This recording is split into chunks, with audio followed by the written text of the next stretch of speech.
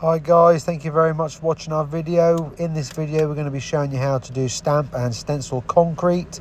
On this project we've got a combination of the two, where we've done a stencil effect driveway section which is more non-slip, and just to give it a little bit more of a different appearance to the other part of this project. On the other side we've got a stamp system being installed, which is going to give a little bit more of a patio feel, just so it stands out as more of a feature.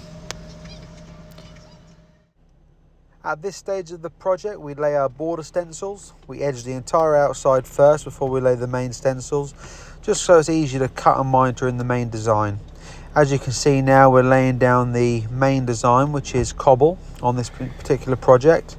We lay it down into the center of the slab. We trowel it just into the surface, just so that there's no pieces of stencil sticking up for any color to get underneath and obviously cause any issues.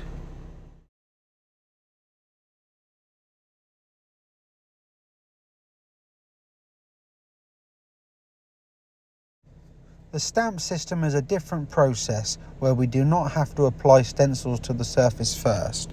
We apply the colour surface hardener directly to the top of the concrete, where we then proceed to trowel it smooth so it is ready to take our imprinted moulds.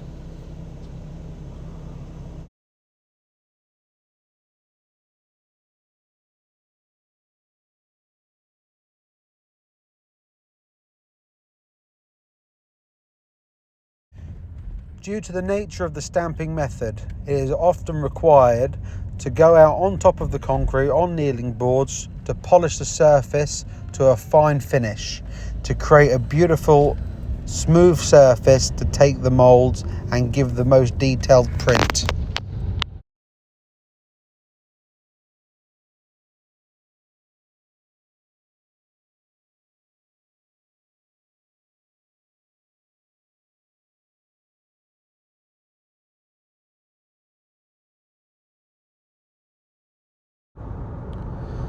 Once the second coat of colour hardener has been applied to the surface of the stencil concrete, we then proceed to do our knockdown texture, which gives the appearance of distressed stone, giving a natural finish while keeping the non-slip texture, which is what the stencil system is most well known for.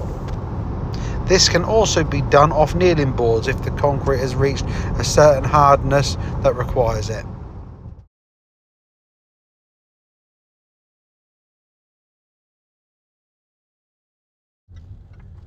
Now the point we've all been waiting for, removing the stencils. On most projects you'll be able to stand either side of the concrete slab and remove the stencils from the side. But on some projects that's not possible, and you'll have to wait for the concrete to reach a certain hardness where you can walk on the concrete with socks or barefoot to remove the stencils without having to put any footprints on your beautifully laid concrete. Now it's time to apply our release powder to the surface of the concrete, ready to start stamping.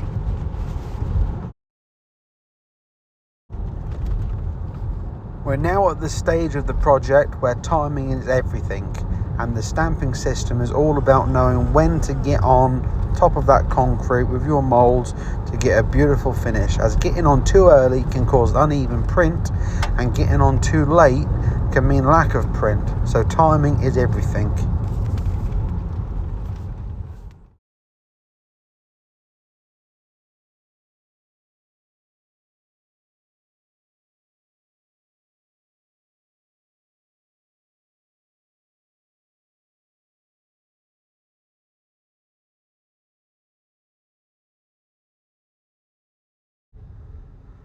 "24 to 48 hours after the concrete has been installed, it's now time to put all the expansion joints in. Once that is done, it's always good practice to clean the house down and of course remove any contaminants on the surface, such as release powder or any other form of release agents used on the concrete.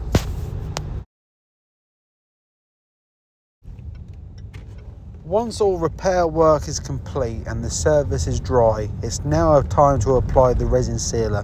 This will help protect against UV rays and salt damage, and also give the surface of the concrete a beautiful sheen to bring out the colours and make it really stand out.